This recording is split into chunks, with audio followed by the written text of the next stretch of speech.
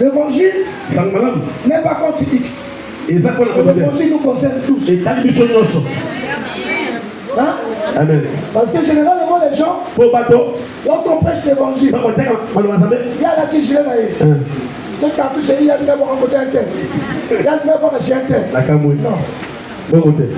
C'est-à-dire, mon domaine la période de l'évangile, à continuer pour préparer que va tomber dans lui. Non. On dit de l'évangile que c'est un filet. Quand le filet est jeté, Amen.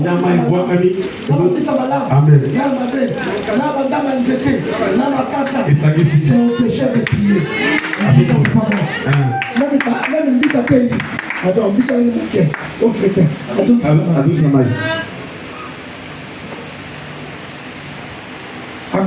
Amen.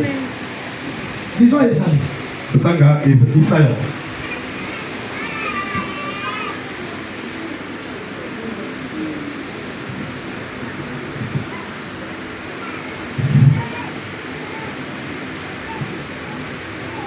Christ msusu wa bebe Esaïe, ya mke Esaïe pepe na Apocalypse.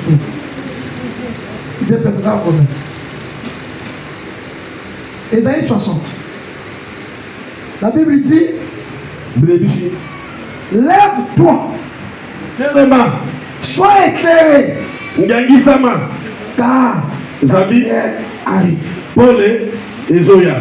Et la gloire de l'Éternel s'élève sur toi. Lève-toi et sois éclairé, car ta lumière arrive. Nous devons nous lever. Nous devons quitter les cas où nous sommes et se lever pour aller vers la lumière. Parce que la lumière, c'est un homme. Et dans cet homme, il y a la vie. Il y a les réponses que nous nous attendons.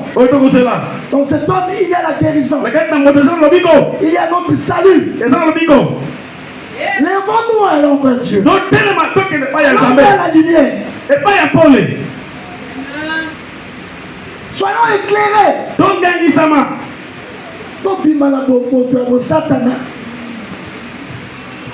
Hein? Vous voyez qu'il y a un Christ en Moussous. Parce qu'il y a une imprécation contre ma début. Vous voyez une imprécation. Imprécation à nous. Imprécation à tant que oh moto, à son la monina ma belle, à ma loba. Donc on n'est pas sur le baka. Hôtel pour la moi si ce qu'on appelle ça les on appelle ça les implications. Maloba, malédiction, la malédiction. Mais parmi nous les enfants de Dieu, il y a des gens qui font les implications. Alors que Dieu a donné la loi aux enfants de Dieu.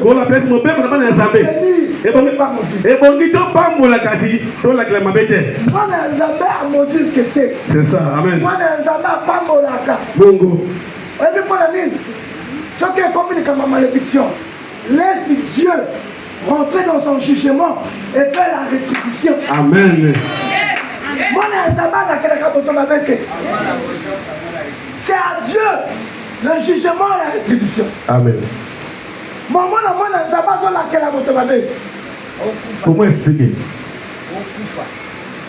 Voilà pourquoi au milieu de nous, il y a des gens qui sont encore liés. Ils sont encore enchaînés. Ils sont eux-mêmes en prison. Ils ne veulent pas faire un bon chemin.